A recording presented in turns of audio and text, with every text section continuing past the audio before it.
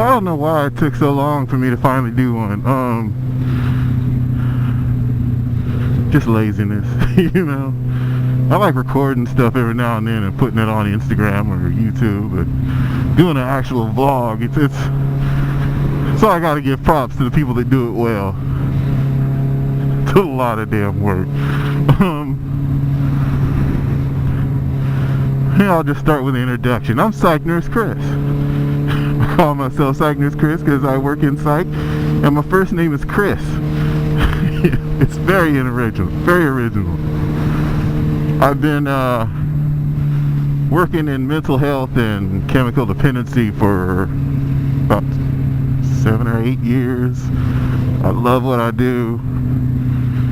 I feel like I'm helping people when I go to work every day. I love my job. It also, you know, afforded me the ability to get this badass bike I'm rolling on. Let me introduce you to Coco. Coco, YouTube, this is Coco. She's a Kawasaki ZX 1400R SE. SE stands for Sexy Edition. I did not get the ZX 1400 for its power. I got it for its size.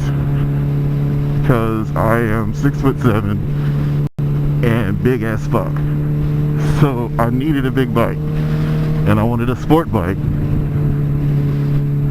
So people that knew stuff about motorcycles, not me, were saying you basically have two choices. If you want to crotch rocket, you need to get either a 1400 or the Suzuki Hayabusa. And having sat on both of them and checked out both of them, you know, no disrespect to people who ride Suzuki Hayabusas, but I just thought the Hayabusa was ugly as fuck. Just my opinion.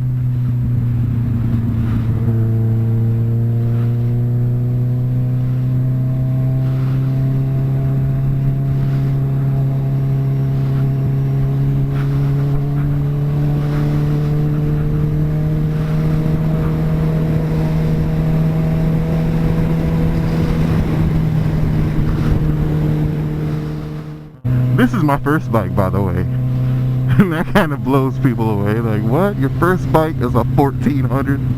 Yeah, but I'm not someone that subscribes to the whole, you know, you need a starter bike. I mean, I think it depends on, it's a person-to-person type of situation. It shouldn't just be a generalization where everyone who starts riding a motorcycle needs to get a starter bike. You know, something that's like a 250cc or a 300cc. It really depends on the rider, in my opinion. I mean, at 23 I was just completely retarded. I couldn't have done this at the age of like 21. Anywhere in my 20s would have been a bad idea to pick up a 1400, you know. But now that I'm older and wiser, it's not, you know, I think I'm mature enough to have this bike. I'm not trying to die.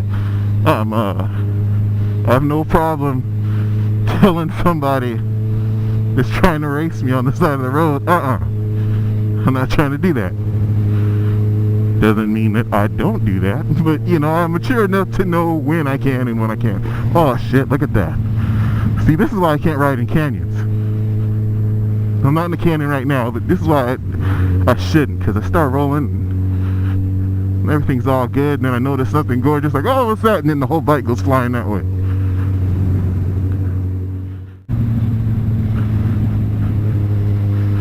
Gorgeous. Oh shit. Beautiful.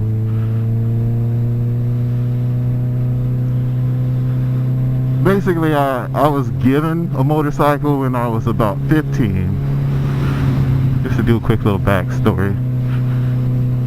16. I was about 16, and my uncle had an old motorcycle that he was just gonna give me. This old, like, 1980 something Honda. that had been sitting in the backyard, right? And I remember we'd work on the thing and try to get it running. Is this the trunk? This is the trunk golf course.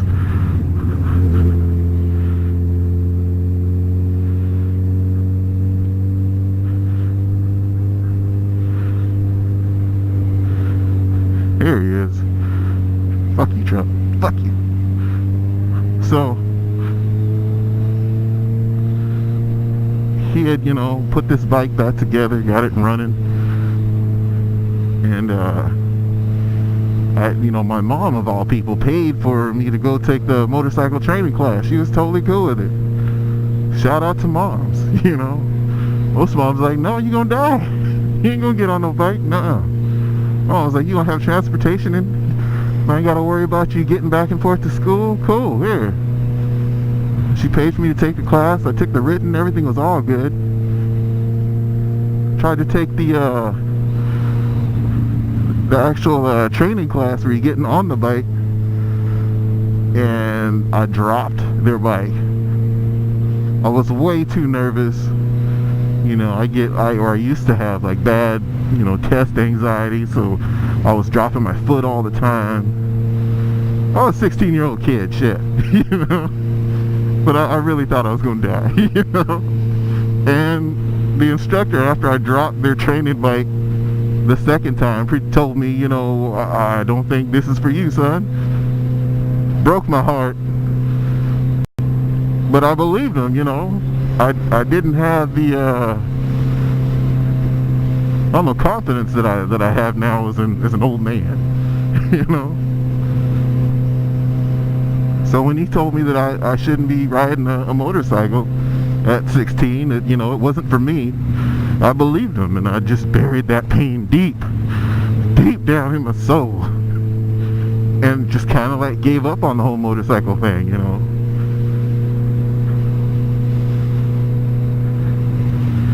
And it wasn't until I met this annoying motherfucker that I work with at work. Shout out to Vegas Pressure. He's annoying as shit. His heart's in a good place, but he's just an asshole. Anyway, he gonna love this when he sees it. No, seriously. If it wasn't for my dude Vegas Pressure, I would not be riding a bike now. So I guess kind of to get over the fear, or what little bit of fear was left over, I decided, what, I'm just gonna go and buy the bike. I'm not gonna go to the testing place first. I'm gonna buy the bike first, so that the bike is mine, and then I have to pass the test. You know what I'm saying? Can't have this badass brand new motorcycle sitting in my driveway and can't ride the damn thing. So that's what I did. I went down to Del Amo Motorsports. Those motherfuckers, let me tell you. That's a whole other story. Look at this piece of shit. That's not nice. He probably loves that car. It's a piece of shit though. Anyway.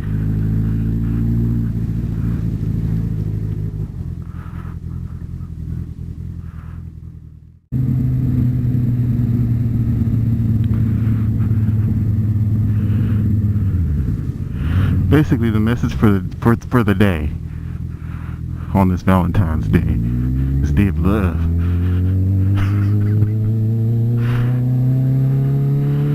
is don't let any motherfucker tell you what you can and can't do. All right, don't let somebody talk you out of doing some shit that you really want to do, unless it's crack or meth. Leave meth alone. Shit. I'm a nurse, I know. I see these patients come in all the time. Don't do meth. Other than that, just something you really love, something you got a passion for. Don't let any other motherfucker tell you can't do it. Feel me?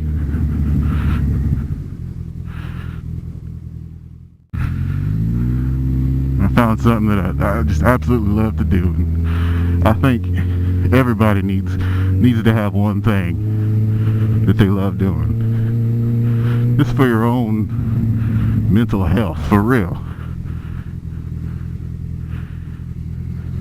Find something you love to do. Do it as much as you possibly can. You really want to be a badass.